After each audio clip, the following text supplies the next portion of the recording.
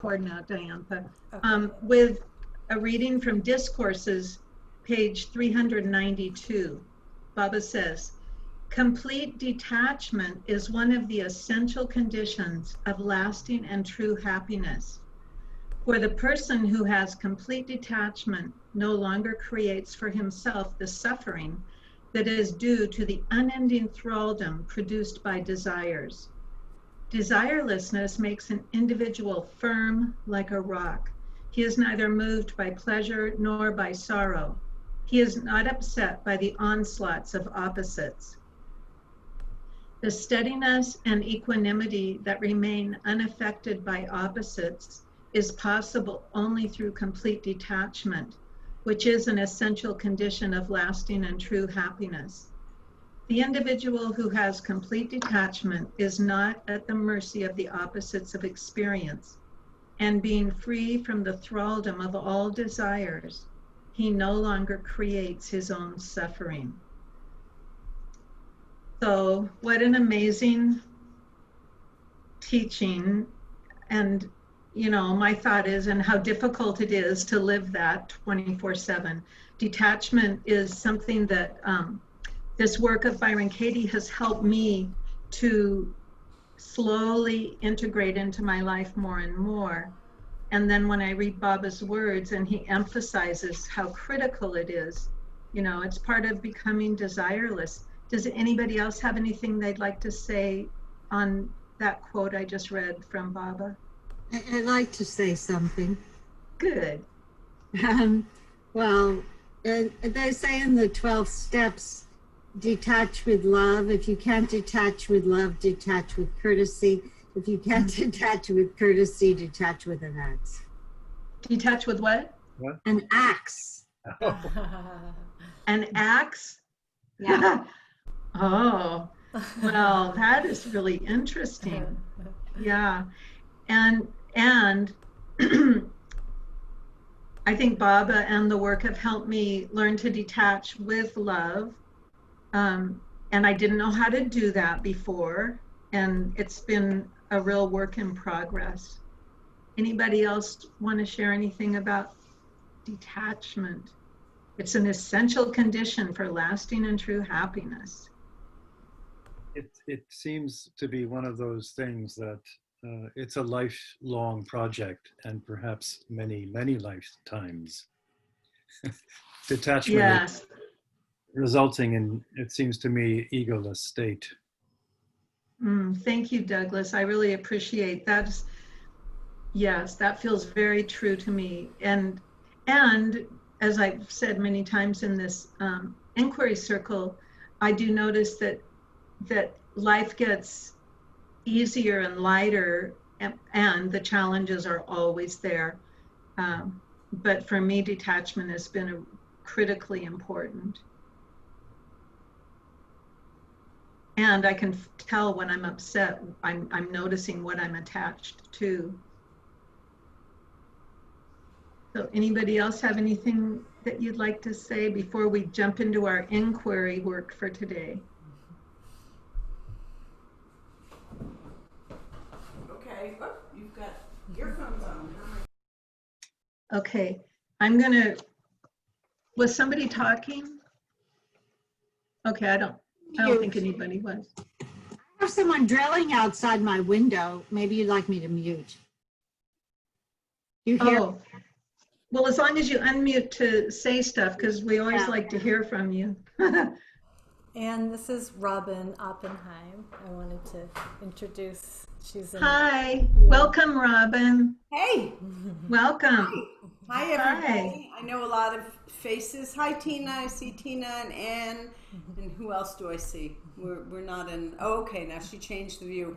Rakesh is there. Oh, Douglas. Okay. Good. Yeah. So we just read a discourse on detachment and how important it is. And now I'm just going to read something from Effort and Grace, pages 8 and 9. Our lives may seem to be long and meaningful, but truly life is, oh wait, sorry, I read that one before. This is where I am. So Darwin is saying that My experiences with Baba have helped me understand and become so familiar with impelling forces such as anger, lust, and greed, that when confronted with them, I would find the antidote, which would vary for each person, appearing within my consciousness, and I could switch gears and transform them right away. We do not want to wait until these forces arise and become so impelling that we are helpless to control them. We need to plan ahead. Before these forces take hold of us and overpower us, we need to think them through to their end results and decide for ourselves that this is not the way we want to go. And just here, I want to say that this is how I find that the self-inquiry really helps me. As those of you who have been here have done inquiry and you've done the turnarounds, it's like we get practice so that the next time we get triggered, we're more prepared with different ways to respond. And that's what Darwin's talking about here. We need to plan ahead before these forces take hold of us and overpower us. We need to think them through to their end results and decide for ourselves that this is not the way we want to go. We have to consider ways to counteract these impelling forces. Redirecting them into less binding channels is one way. As spiritual aspirants, we also have to keep a sense of Baba's presence with us in these situations. My secret strategy is to become aware of Baba himself, his presence in all circumstances. He is the master of every situation. And then I'm going to go on, and the subheading is the great favor of disillusionment. We have to want inner freedom more than any illusory thing.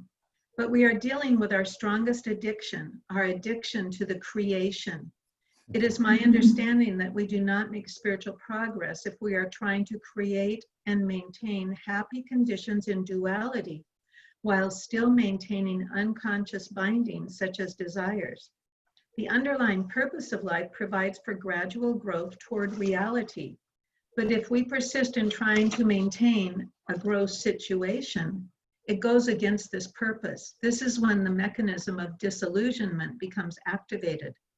Disillusionment, and that would apply in our individual cases to the things that we are especially attracted to and bound by, can thus be a great favor to us.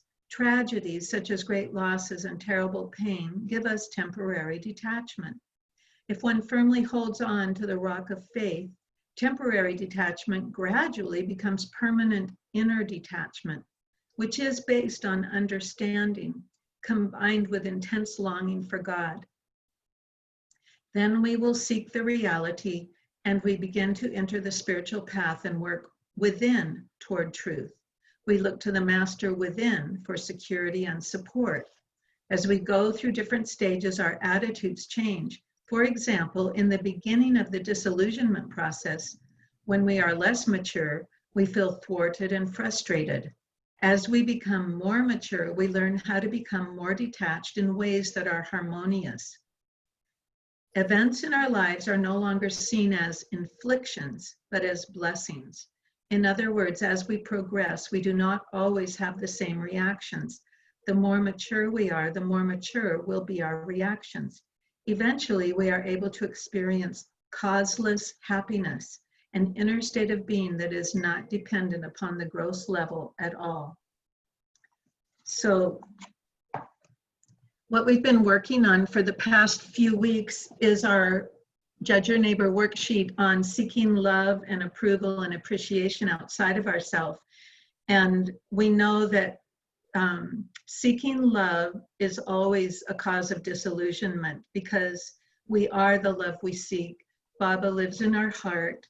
And what we're working on then is, in the Jungian sense, we get our judgments down on our worksheet, and then we start questioning our thoughts and withdraw the projection. So for example, we started 3 weeks ago with, they don't love me enough. And everybody found their situation that they wanted to work on. So if you haven't been here, you can just find your situation where you believe the thought that someone doesn't love you enough. And then in the Judge Your Neighbor worksheet, the next statement is what we want. And so last week we worked on I want them to do what I want. And through this self-inquiry, where we discover how we react and who we would be without the thought, and then we do the turnarounds, which are the opposite. Like, I don't want them to do what I want, and then I want me to do what I want, and I want me to do what they want. We do all these turnarounds for the purpose of opening up our mind to a bigger picture. So neuroscientists have actually specifically studied this work of Byron Katie, and they found that in the left hemisphere of the brain is what they call the interpreter. And it works really hard to keep our story together, even when it's negative, because there's security in the familiar. And when we do the work and we answer these questions as honestly as we can, we start developing new neural pathways into the right hemisphere of our brain. And so we see a bigger picture. So then we can find many more options and creative solutions in our life. And I'm just reviewing this because we have some people who haven't been here before. So this week, we're going to move on to the advice we would give to that person who we believe doesn't love us enough. So this week, we're going to work on he or she should try to understand how I feel. That's the advice we're going to give today. So if you want to write that statement down, they should try to understand how I feel. That's what we're going to be working on today. And we'll be going through the 4 questions and turnarounds of the work. Now, before I continue on, does anybody have any comments or questions? Okay. I also discovered in the last few years, after facilitating this work for over a decade, I discovered that this is actually the process of Jungian psychology of projection. You know, Baba says we project the world, and he said self-realization occurs when the unconscious becomes conscious. So that's always what we're doing in this life. We're just working on becoming more and more conscious, more awakening. Jungian psychology tells us that the unconscious has to project in order to become conscious. That's how we become conscious. And so we project onto the people in our lives, we project onto the world, because that's the only way we can see our own blind spot. And so Baba says we have to get the dust off the mirror of our mind to find that reality is perfect. Byron Katie says we have to get the dust off the lens of the projector of our mind. So pretty much the same thing. So as we do this inquiry, step by baby step, we're gradually removing the dust from that mirror of our mind so that we can see that everything really happens for us, not to us. And as Baba says, Maya is the necessary medium for God realization. So this world is necessary for us to awaken to our true state. So I'm going to just read a little bit about projection. And what we do in the work is we withdraw that projection. So if we believe they don't love us enough, we come to see that what would be truer is that we're not loving ourselves enough, or we're not loving them enough. And we find ways where they do love us enough. And then we integrate the projection into ourself. And the way we integrate it is by feeling and owning all of those repressed emotions that we have not been able to really be prepared to be with, because they're confusing. And as we stop blaming anyone outside of ourselves and withdraw the projection and take responsibility for our own life, then we do feel the pain of it all. And it's really important to honor that and to mourn just believing that something actually happened that never happened. You know, Byron Katie says nothing's ever really happened. And Baba says the same thing. This is just all a dream we're waking up from. So I'm going to read this. This is from the Sufi book, Catching the Thread by Llewellyn Vaughan Lee. And I'm going to read from page 165 to 167. And this is about withdrawing the projection. And it's very much about, well, I'm just going to begin and then we can talk about it. So through the dynamic of projection, an unknown, unconscious part of ourselves takes on the form of another. Let's see.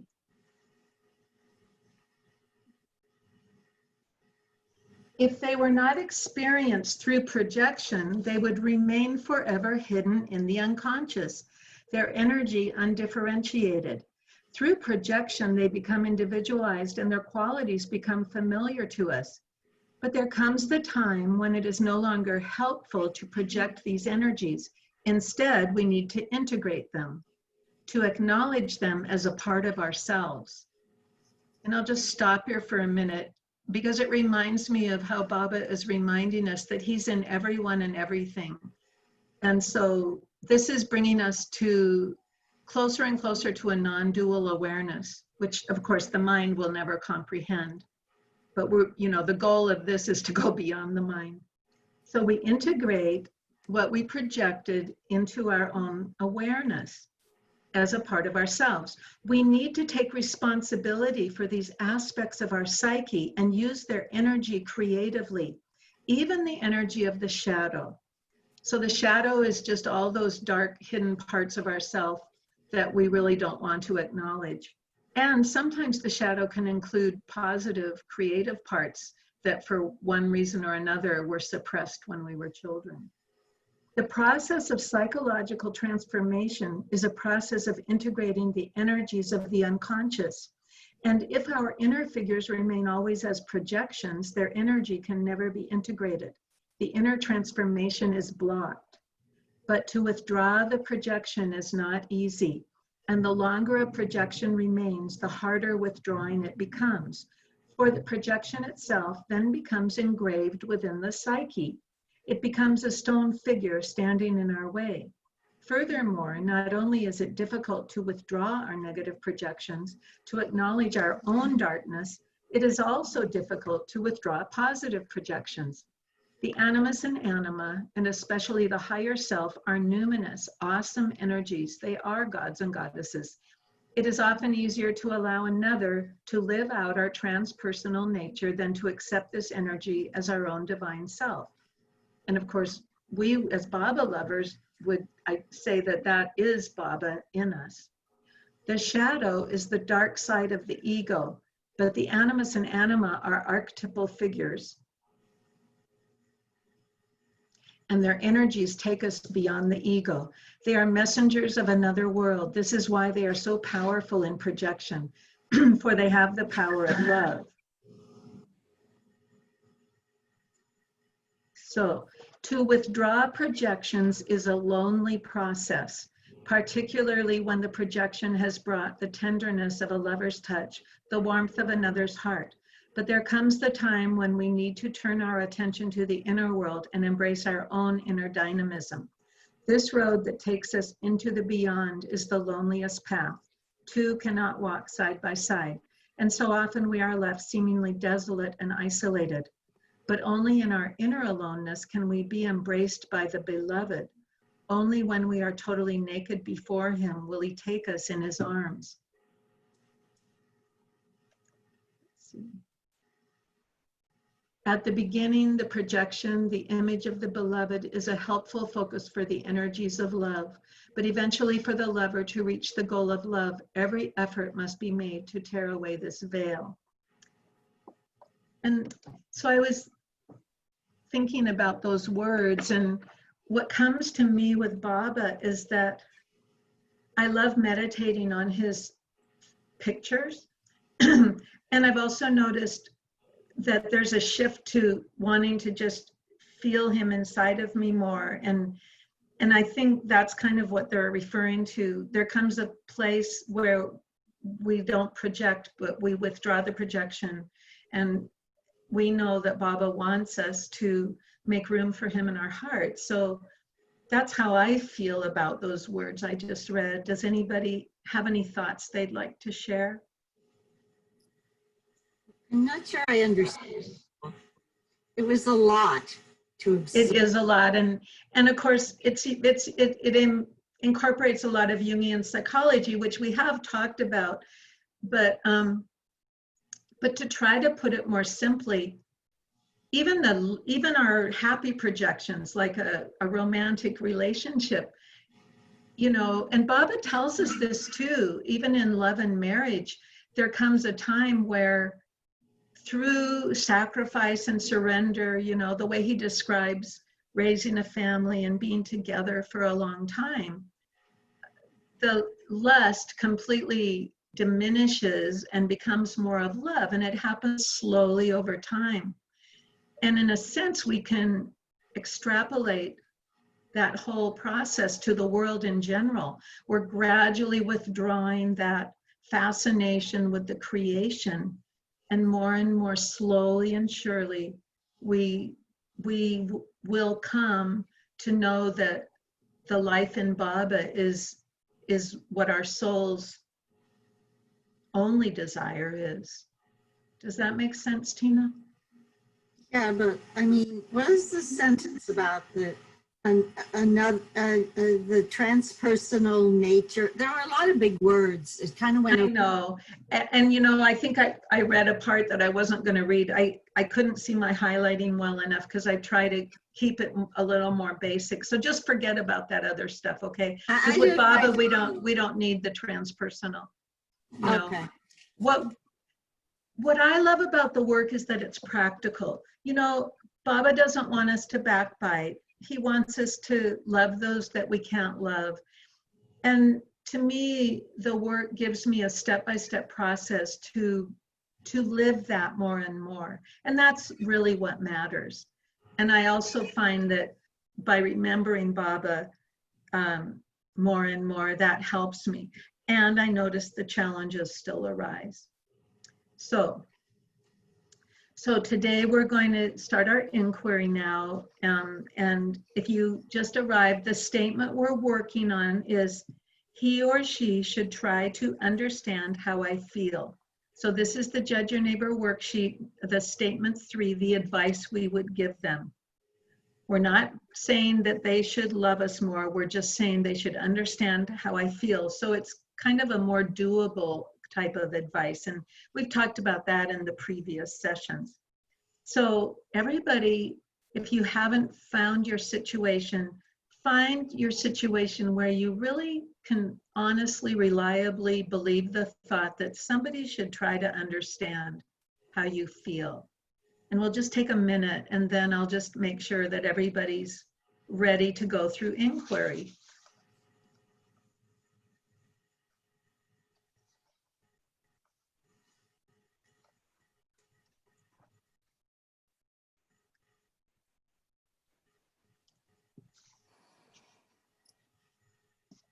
Does anybody need more time to find their stressful thought? He or she should try to understand how I feel. Can everybody find that? Okay, great. I like that. So I say they because somebody has a he, somebody has a she. So that's why I'm going to go through inquiry saying they.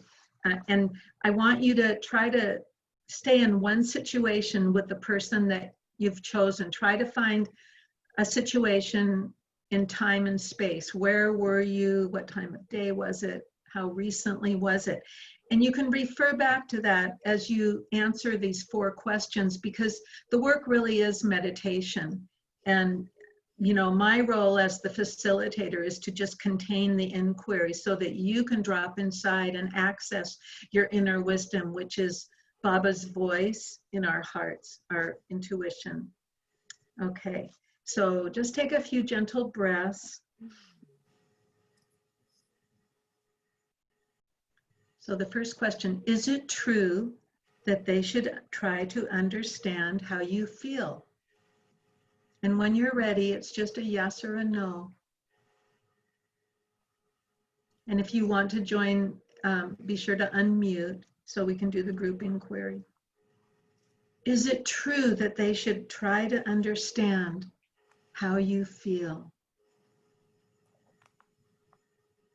Yes. Yes.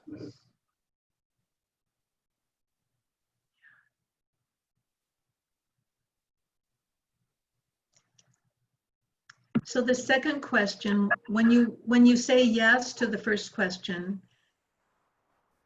I want you to ponder this next statement for a full minute and before you respond with a yes or a no.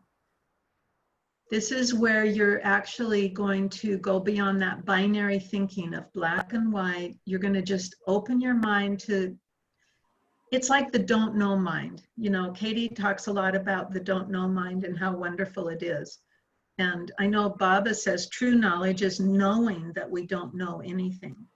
So can you absolutely know that it's true that they should try to understand how you feel? Now take a full minute and just ponder that. And then whatever answer you give is just fine. Can you absolutely know that it's true that they should try to understand how you feel?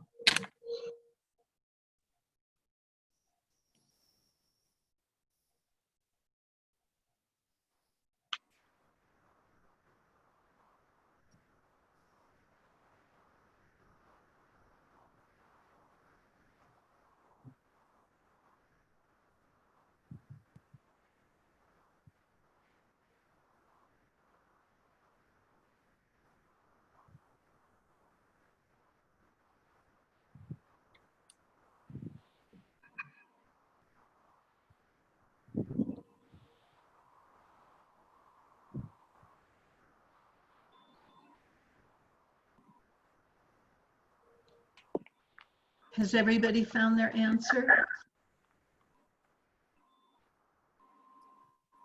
Okay, I just have to leave for 30 seconds. I'll be right back.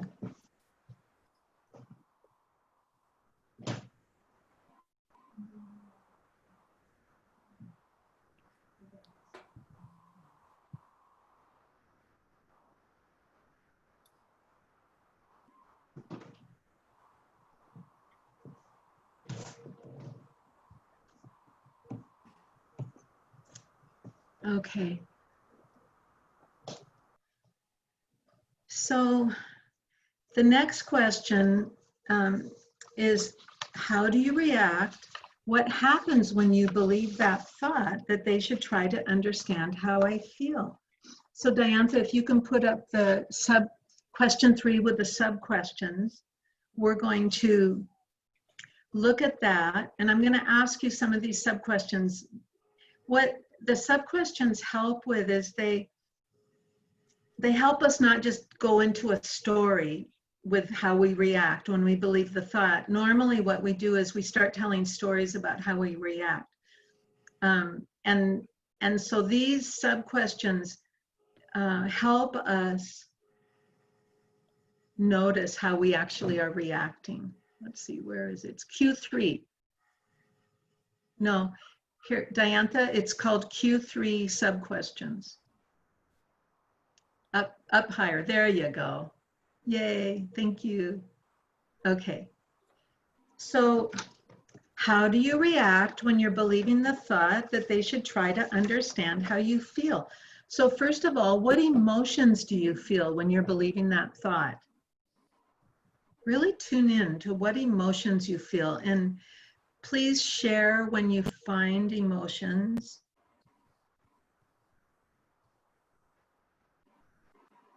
Yes, for me, it's anger and frustration. Did you say anger and frustration? Yes. Thank you. Thank you. Yes.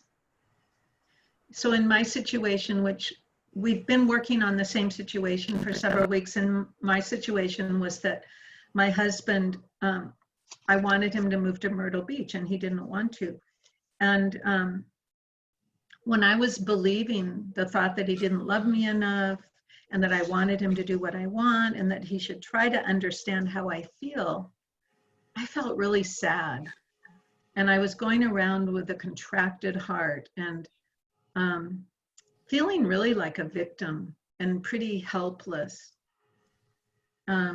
So anybody else want to share emotions that you feel when you're believing your thought that they should try to understand how I feel? I would describe it as a frustration and a constriction in the heart, in my being. Oh, great. So you just answered the next sub-question, which is, where do you feel it in your body, and describe the sensations.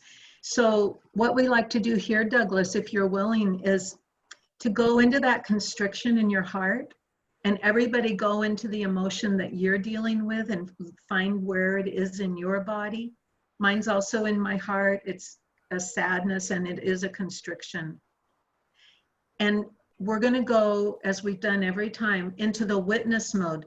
The witness is completely detached from this earthly experience. It's the objective observer. And when we are able, through practice, to stay in the witness mode, something else will arise. Information, an image, or perhaps the stressful feeling and sensation will diminish, or it will move somewhere else. So, Douglas, are you willing to share, like if we all do this, and then if I ask you to report what happens, would you be willing to share? Sure. Okay, so everybody, we're going to go for 60 to 90 seconds into those uncomfortable emotions and sensations, and just observe. You're the witness.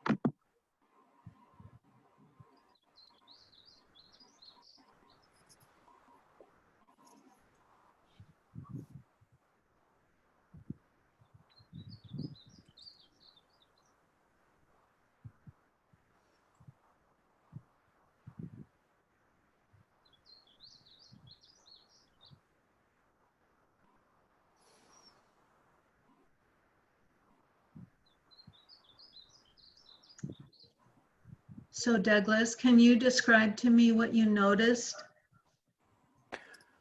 Well, the constriction in my heart kind of felt there was a sadness and a heaviness to it, and tightness, and it kind of went into my stomach and got more sort of anxious and even a little sort of desperate.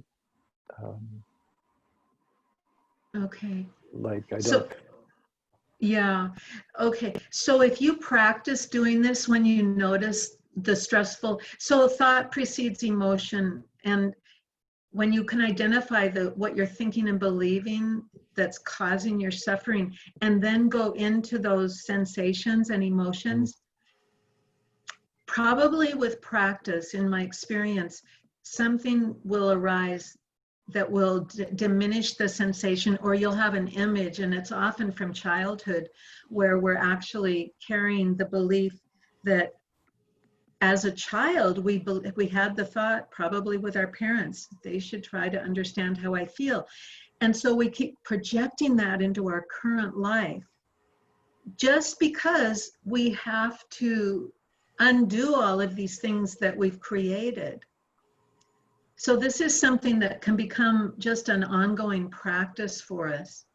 I noticed for myself, when I went into the constriction and sadness in my own heart, it felt very poignant to me. It was almost like there was a sweetness in the pain in my heart, and I was able to just be with it, and it felt like it was a resolving of that pain, which needs to be felt. Tina, are you willing to share what happened? Can I ask a question? Oh, yes.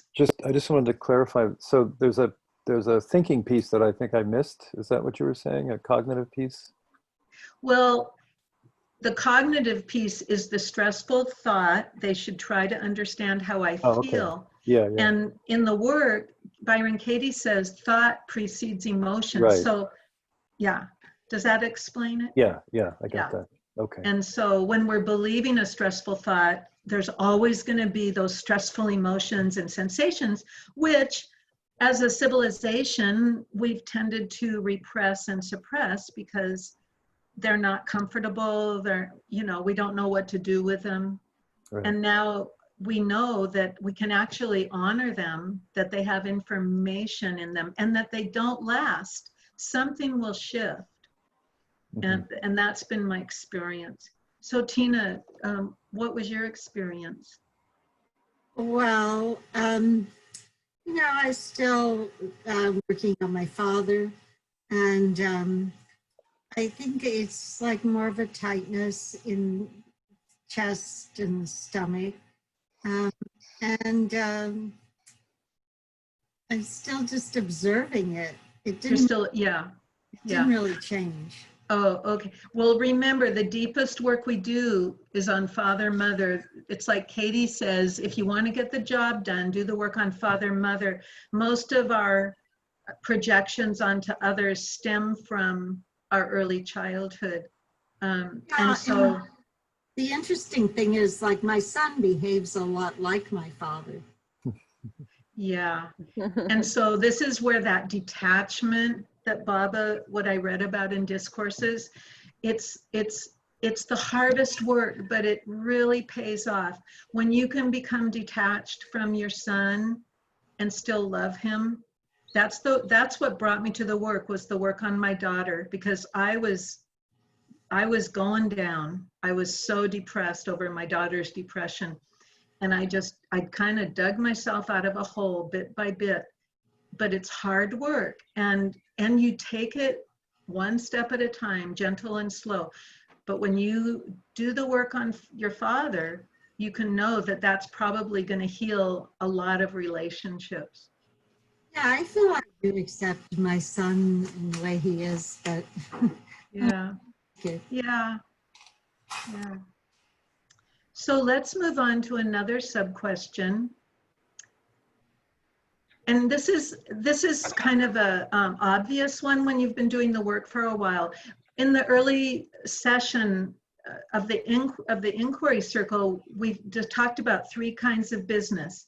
Katie discovered that there was 3 kinds of business. There's your business, my business, and God's business. So there's other people's business, my business, and God's business. And every time we leave our own business, we suffer. And of course, Baba tells us our business is to love him. So this sub-question is, whose business are you in? So we notice, like, I'm in my husband's business. Everybody notice whose business you're in. It's always the cause of suffering because we leave ourselves. And of course, if Baba lives in our heart, we're leaving that remembrance of him. So how do you treat that person when you're believing the thought that they should try to understand how you feel? Notice how you treat that person. And if you feel like sharing, please do. Well, I think with I tried to get negative attention because he pretty much just didn't pay any attention to me. Yes, yes. And I mean, that is, you know, it really touches my heart when you say that, Tina, because, you know, a precious little child is just wanting attention from their father. And, you know, and so we talked again about going back into the inner child and giving to yourself, giving to that part of yourself what your father couldn't give you. We become the parent that we wanted, and we let our parents off the hook, and it's an ongoing work. And I know you've been giving yourself that, because I know I looked at your website and your career, and I just think you've probably gotten incredible amounts of wonderful attention in your life. And what a positive way, you know, to get that attention that your father couldn't give you. It's beautiful. Thank you. So, yeah. So in my situation, I wanted my husband to try to understand how I felt about wanting to move to Myrtle Beach. And so I treated him with distancing. I noticed that I just wasn't feeling as warm and loving towards him. Anybody else want to share if you notice how you treat that person that you're working on? When you're believing the thought, they should try to understand how you feel.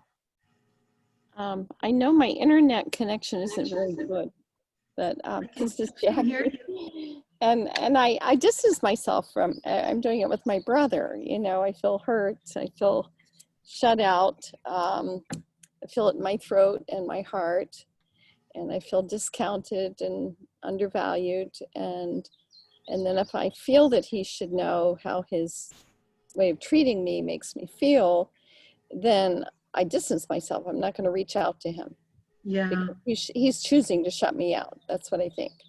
So good to I'm notice. shut him out. Yeah. Good to notice. And just remember, thoughts aren't the truth. They're just thoughts. And our work is to go beyond the mind. And the one way we can do that is by questioning our stressful thoughts.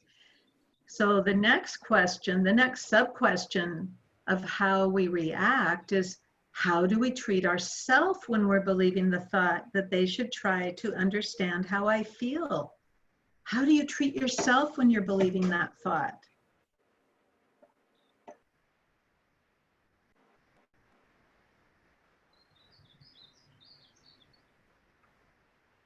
I was treating myself like a powerless victim.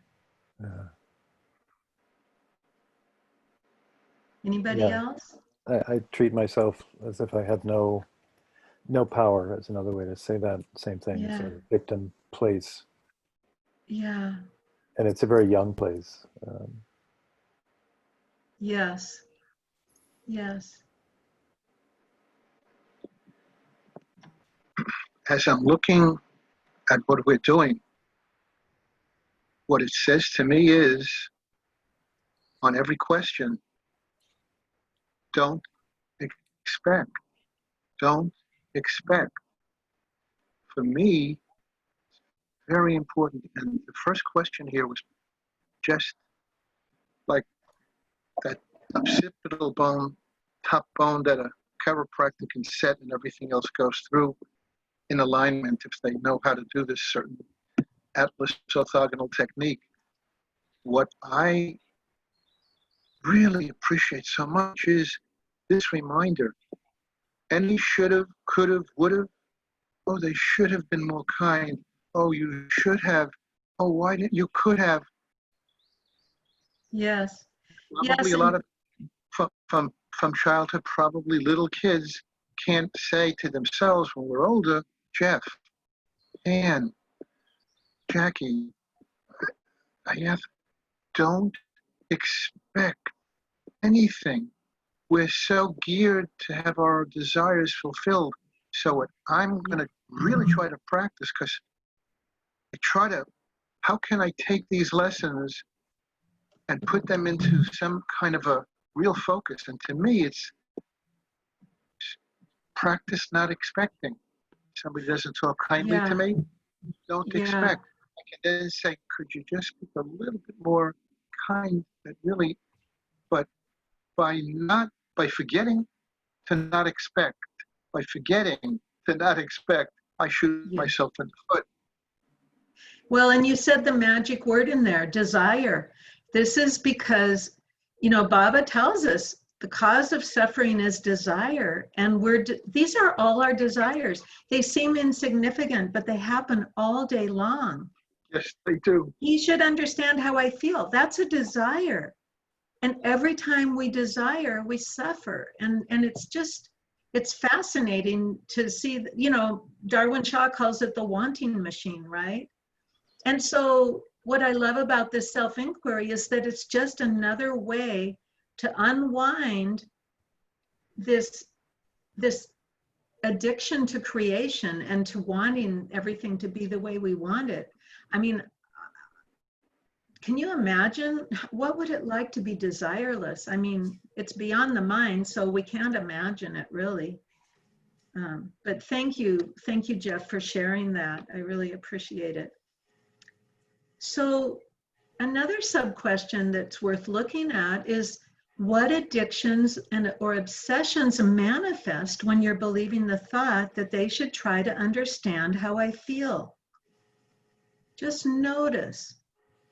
We all have our little go-to, whether it's food or, obsessive thinking, recycling, like what Jeff was saying, shoulda, woulda, coulda.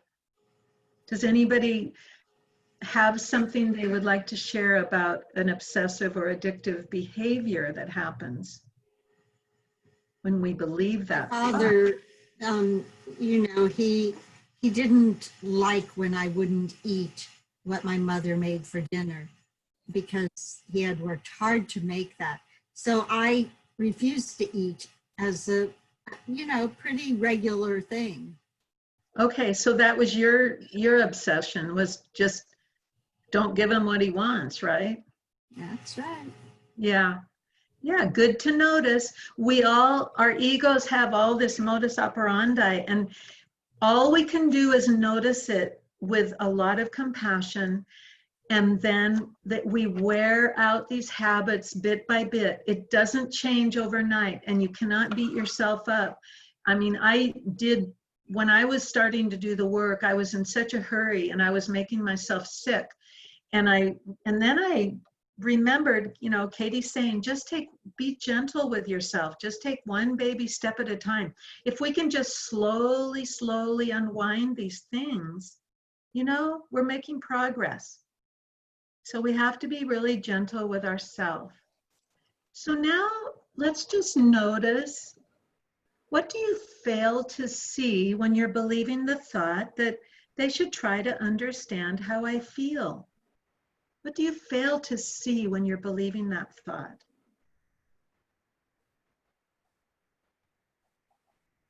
In my father's case, I don't want to monopolize, but. Oh, we love it when you monopolize. Right, everybody? Everybody's an introvert, and so I like to talk about myself. I have to tell you. Okay, you came to the right place, girl. So I guess what I failed to see is, like, he's not like a warm, fuzzy person. He's not expressive. He's not self-reflective. That's not his style to be like nice to me and take an interest in me and say nice things to me. That's not who he is. Yes. Oh, I love that you said that. My husband is a man of few words, and sometimes it bothers me. I take it personally, but you know what? It's just the way he is. It's not personal. In fact, nothing is personal. Not even any thoughts. Thoughts aren't even personal, but we attach to them and we believe it's all about us. Does anybody else want to share?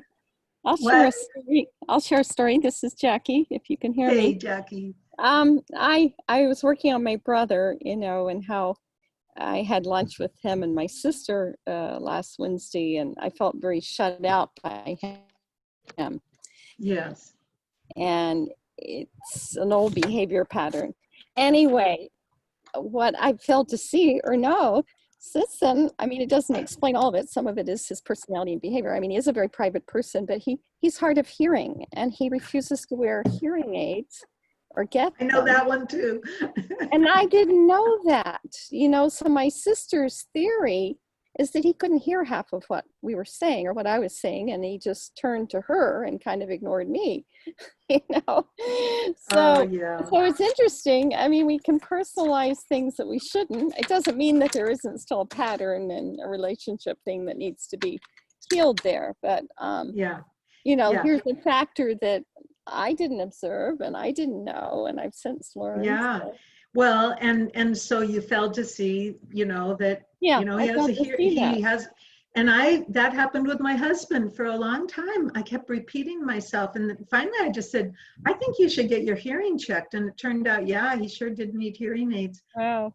So we fail to see these things. And then, you said your brother still has his personality stuff. But the beauty of the work is that nobody else has to change. I mean, we can find our freedom just by consuming our own egoic behavior. And in my experience, the people around us tend to change around us. But we're not dependent on anybody else changing. And that is just, like, to me, the most wonderful thing. So, anybody else want to share before we, Tina? I just want to say, like, well, I've been in Al-Anon for a long time, and they have these slogans, and they say, don't take it personally, even if it has your name on it. Oh, I love that. Yeah, it literally is never personal. Because we're all walking around projecting our programs onto each other, you know, and hopefully as Baba lovers, our programs are becoming more loving, right?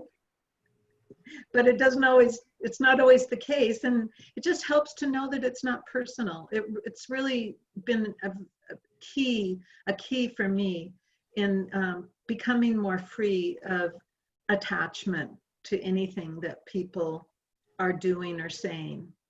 So easy to see, like, in an external situation, like, you know, in a work situation, this colleague of mine was complaining about another colleague not acknowledging her. And yes, even to know that the person who didn't acknowledge her was, you know, a very self-absorbed person, and she was never going to acknowledge this person. And, you know, that's just who she is. Yeah. And so in the work, we say, take out the middleman and give yourself what you want someone else to give you. And it works like magic. It's like we have to stop wanting all these things from other people. And there's so many things we can give to ourselves. And we're going to find that when we go into the turnarounds here. But let's go on to question 4. Who would you be without the thought that they should try to understand how I feel? We're done with that now, Diantha. You can just put Baba back up, please. This is just the 4th and last question. So could you read it again, please? You know that picture of Baba where he's staring like intensely? I love, that's like one of my like favorites. Every other picture. Oh, well, no, you know the one from London? Diantha, you know that one of mine that's a favorite? The one for, okay, but what's he look like when he's staring intensely? He's like, I don't know. This is fine. We can older or younger? He's young. Is that it? Well, that's fine. Leave it. We're good. Okay. We'll have a separate conversation, and then you'll remember my old favorite. Okay. Anyway, who would you be, everybody, without the thought that they should try to understand how you feel? Who are you without that thought? Just ponder that for a minute, and then when you're ready, just share what you noticed. Who are you without that thought?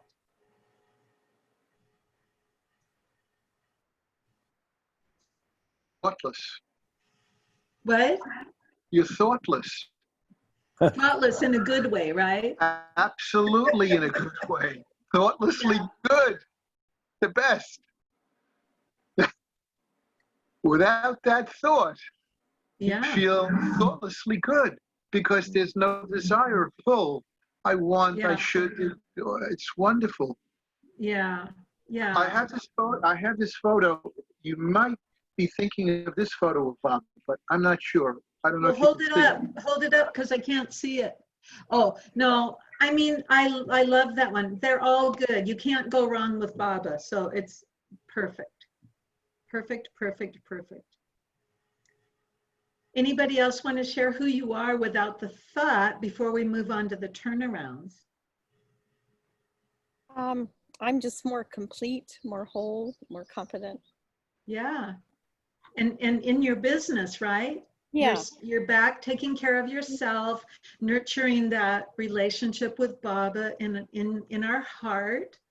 You know, we're just remembering him. We're, you know, and I notice, especially as the years have gone by, without the stressful thought, I feel compassion. I feel compassion for everyone, for that person, for myself, for the human condition. It's like, you know, Baba says everything that's happened had to happen and no one's to blame, right? It's just what it is. So we're You going to also move feel on. detached when What? it does lead to detachment. Yes, detachment. Oh, thank you. Detachment. Oh, we can just hang on to Baba's Daman with two hands and you know, we could even say detachment, but it's more fun to say Baba. We can be attached to Baba. I don't think there's any problem with being attached to Baba, so we can go all the way home with him. It's the only attachment. That's right. So Diantha, why don't you put up the turnarounds for they should try to understand how I feel. Okay. And we're gonna just a tiny work on our turnarounds now. I might need a little bit of help because I have all of these. It's for the advice. Let's see. I just sent it to you a few days ago. I know, and I put it in this. Here it is, the shoulds. It might be the turnaround shoulds. It's the second one right there. Just go, it's, Oh, right here. I think that's it. Oh, that's criticism. Oh, What did, okay. So They don't love me enough? Is it love me enough? it's they should try to understand how I feel. Oh, you found it. Yeah, Robin helped me. What did I call it? Seeking love or something like that. Oh, sorry. I have to figure out how to get organized, you know. I'm sort of learning as I go. I've never done a virtual inquiry circle. Yeah, so I'll just retitle it. It's fine. It's great. Okay. So this is our, so yes. All right. So we're going to do the turnarounds now for they should try to understand how I feel. And this is where we find 3 genuine specific examples for each of the turnarounds below that could be as true or truer than your original statement. And do try to be specific. So the first one is to ourselves. In your situation that you're working on, I should try to understand how I feel. And just see if you can find examples where that could be true, as true or truer than that they should try to understand. I can tell you in my situation with my husband, I just needed to feel the longing in my heart to be at Baba's home in the West, and I could honor that. I could just be with the pain of acknowledging that, you know, this is something that I wanted. It was a desire that's probably not going to be fulfilled. I should try to understand how I feel. Does anybody else have an example for that turnaround to yourself? So I'm thinking of a situation with my wife that what I'm getting to here is that I should basically recognize that what I'm wanting from her, I have within myself to give myself. If that makes sense. Yes, it makes total sense. Yeah.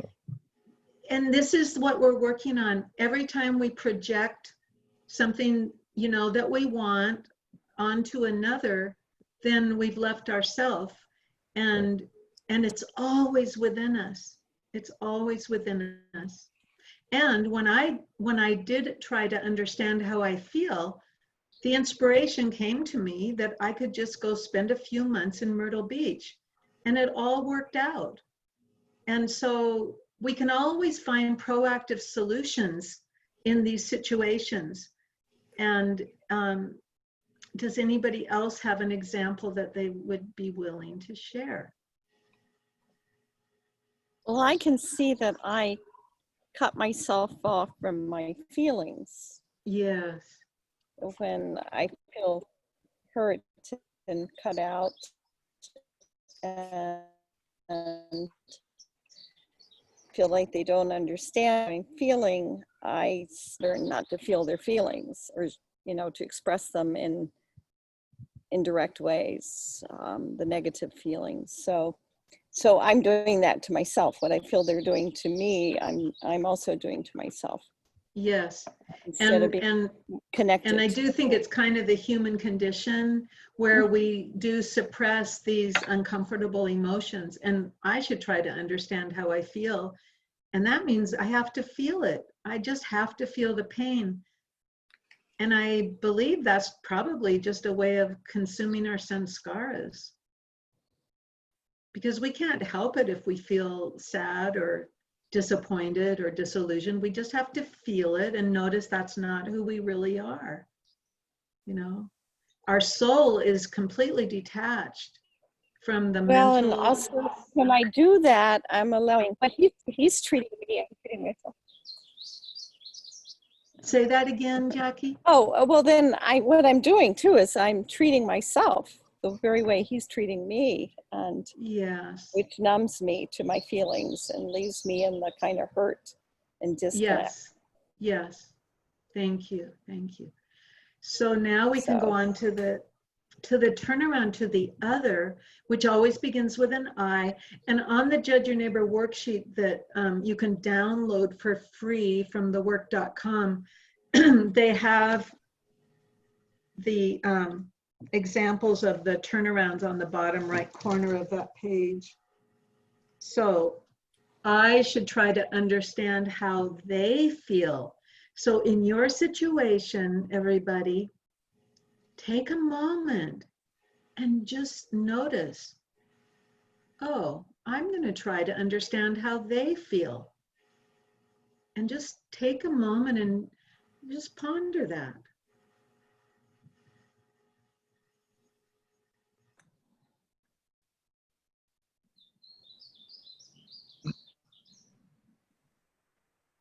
It kind of reminds me of the prayer of St. Francis, you know, where we ask not so much to be loved as to love, to be pardoned as to pardon. It's like real happiness lies in making others happy. And this is one way. In my situation with my husband, I should try to understand how he feels. And I've said this in the other weeks. He doesn't like hot, humid weather. He's not a Baba lover, and he loves living here in the Rocky Mountains in the rural, you know, area where we have 6-month cold winters because he's really Scandinavian. So I should try to understand how he feels, right? It's kind of a no-brainer. Anybody else have something to share? Myrtle Beach would be a little different for him. It's really like completely opposite. We're really dry and, you know, I mean, it's hot here now, but it's always dry. And he likes that. Yeah. I'm just wondering about the use of the word should, because of a charge on it. Yeah. Well, this is because in the Judge Your Neighbor worksheet, we always have advice for people. And so what we're doing with getting it down on paper, like Katie says, all war belongs on paper. So we get our war down on paper and we question it. So ideally, we're not going to be giving people advice because in my experience, people really don't like getting advice unless they ask for it. But when we do the work, we're actually laying to rest all these things, because in the turnaround, instead of they understanding how I feel, can I just understand how I feel? Can I just understand how they feel? And then the turnaround to the opposite, they shouldn't try to understand how I feel. And that's what we come to in the work. They shouldn't try to understand how I feel. I mean, if they do, that's great. But generally, you know, it's just not going to happen. Right. And maybe too, Tina, like that crossed my mind too. And maybe what I came up with a little bit was that I shouldn't try to understand how they feel. Like just questioning the thought, just turning it around opened up new. Yeah. And I thought about What if you put it like, what if I tried to understand the way, instead of the word should? I have a little charge on that word. Yeah. Right. Well, it's one of the questions. It's the statement in the advice we would give, because the advice we would give them is always for ourselves. Yeah. And so we're just getting our judgments down on paper so that we can lay them to rest. And so, yes, it does have a charge on it. Okay. But it's a way, it's like neti, you know, sometimes you have to explore it to be done with it. We're trying to lay these nagging beliefs to rest, because the mind does have a lot of advice. I mean, do you notice, even if you don't give it? Yeah. I mean, I notice it. Oh gosh, they should do that. They should do this. They should. But the charge comes off of those thoughts through practicing self-inquiry, because we come to know that no thought is true. It's just a thought, and it has nothing to do with reality.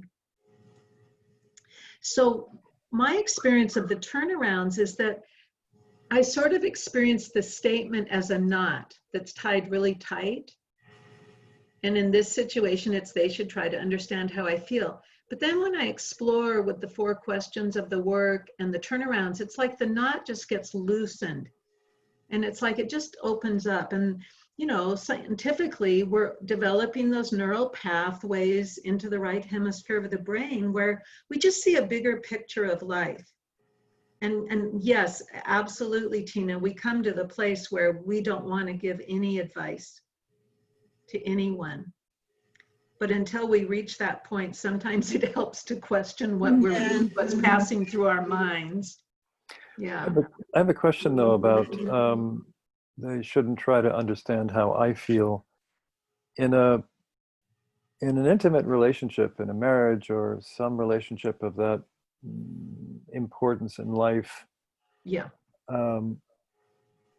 Understanding each other seems crucial.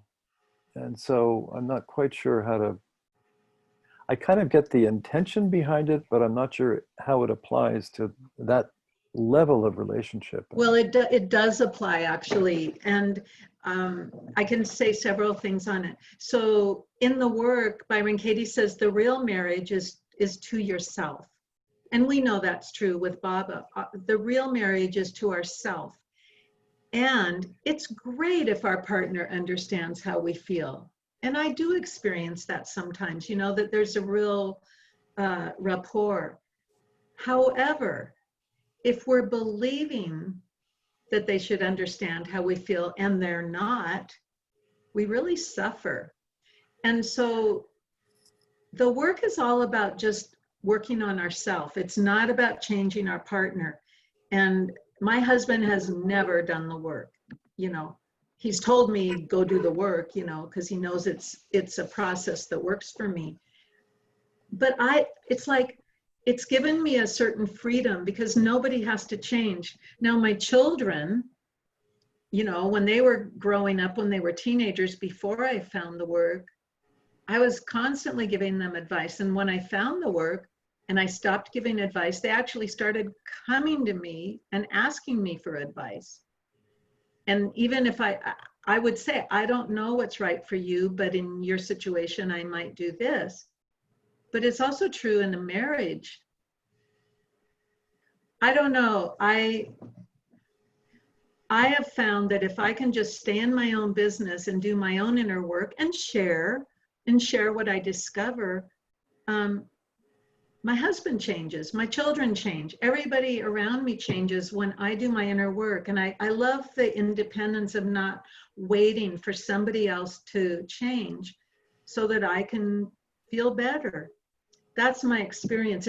I know it's very radical. I mean, Katie has written several books that address, you know, romance, love, marriage, and all of that. And it's a little book. It's only $10. It's called Question Your Thinking, Change the World. And she has sections on marriage, money, health. And it's like paragraphs that just explain this mind, this kind of mindless mind that she lives out of. And I just have found it to be quite liberating. And it's not conventional wisdom, that's for sure. but in my experience, if a couple does and I don't have a lot of experience with other couples, but I've worked a lot with one person in a marriage, and many of the clients who I've worked with personally have found a lot of freedom in just working on themselves and not working on their partner. They work on their partner, but it's all how it comes back to them. Like just yesterday, I had a new client who, her husband is immature, and she could give a whole lot of examples, a lot of proof of how immature he is. But it also came out in the inquiry that she's really controlling and bullying, and she saw that about herself. And so it's like she can get out of his business and just work on her own controlling, bullying nature, And I told her, in my experience, when you work on yourself, your relationship does change. I guess ideally I would see it'd be great if both people were actually doing this work. Well, I've never found that the world is very ideal, and I just decided to work on myself. Yeah, well, that's probably the way to do it. I mean, right. I've been in a very long-term marriage, and and this is another thing we talked about another week. In Jungian psychology, we tend to project, falling in love is a magnificent thing, but the honeymoon does end, psychosis. And then you come to see that we're all just these ordinary people. But to me, the most beautiful thing from Jungian psychology is when you can actually love that ordinary human being that you're married to, just for all of our foibles and quirks, because we all have them. And there's something so sweet in that. And, I saw that with the Mandali too. I was fortunate to be able to meet, a half dozen of them before they exited this plane. And I just noticed that there was such a sweetness and humility in their personalities, and just, it's like we're just never going to be whatever our ideal is, we all have our little personality traits. And looking for completeness in another person is just hopeless. It's a setup. It's a perfect set. And in that book I was reading from, the Sufi book about the catching the thread, he talks about that too, that romantic love is great, but you have to get to the place where it's just the stepping off point for the real marriage, which is the inner marriage, the lover beloved. And I was a real romantic, and fortunately for me, I was friends with my husband for many years before we got married, and I think that has allowed us to have a good relationship, into our 70s here. So was he romantic when you met him? Well, so we lived in I call it a spiritual community. It was an intentional community, and it was very strict. And so, you couldn't even talk to the opposite sex for more than 10 minutes. It was actually really good for me because I had been a hippie and I really needed boundaries and, all that stuff. But we worked together and we were friends for 7 years. And then it's like that my heart just opened to him. Like we were working literally across the table from each other. And one day all this light came down and just went through my heart and surrounded him in light. And I was never attracted to him. I just thought he was a really nice person. And my heart opened, and that was like 33 years ago, and we've been married ever since. And he said he waited for me for 7 years, So I guess I don't know if he was romantic at first, and then he was romantic after my heart opened to him, and I was. And then he stopped being romantic. Well,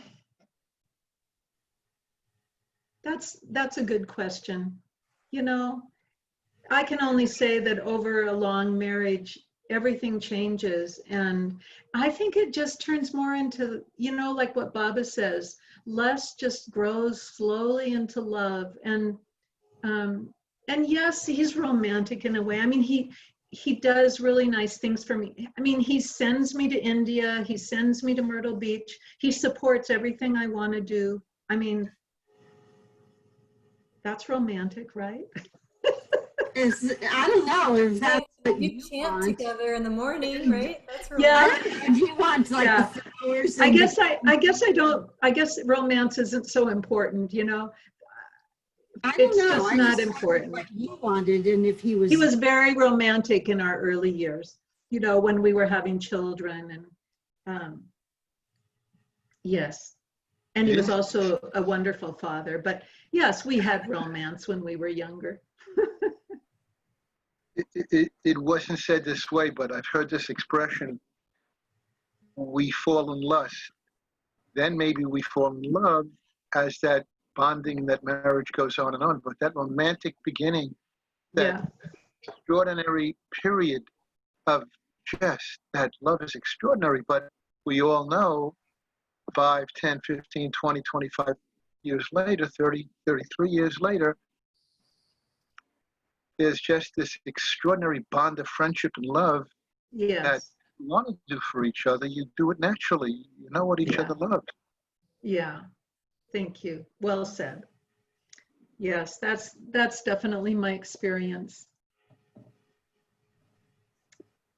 Anybody else have any comments? Anything you'd like to share? It's, you know, it's just the work of a lifetime, isn't it? And this is just one modality that I really felt Baba gifted me with, that has helped me come closer to him. And that's really why I like to share it.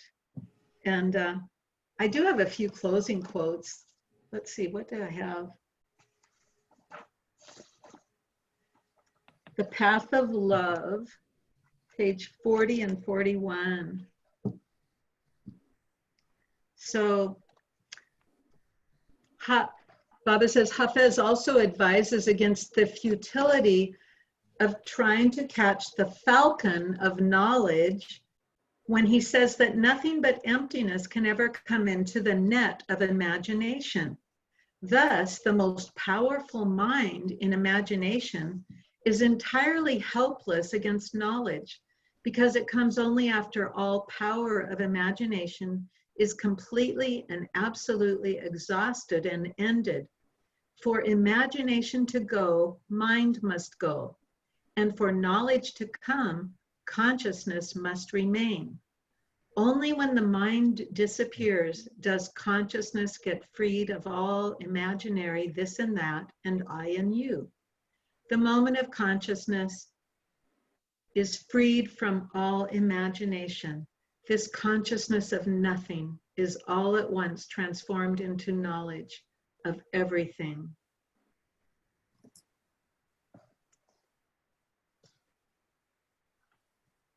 And then I have a humorous quote too, and then we can just chat for a few minutes if you like. This is from Darshan Hours with Erich Jesawala and Rick Chapman. And I don't know, let's see.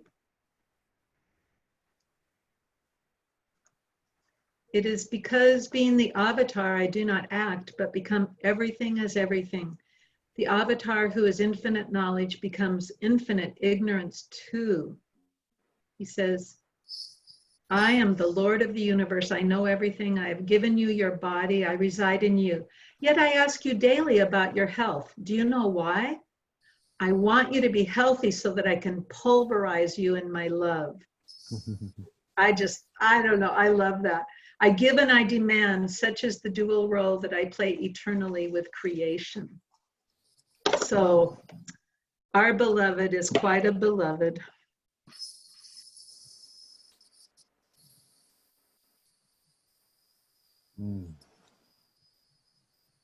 That's wonderful.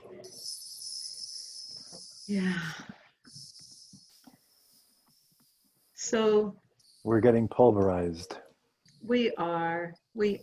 By God's grace, you know, we want to be pulverized in his love. And, you know, all of these desires we have to be understood and all of that, you know, hopefully we're just learning to let that go.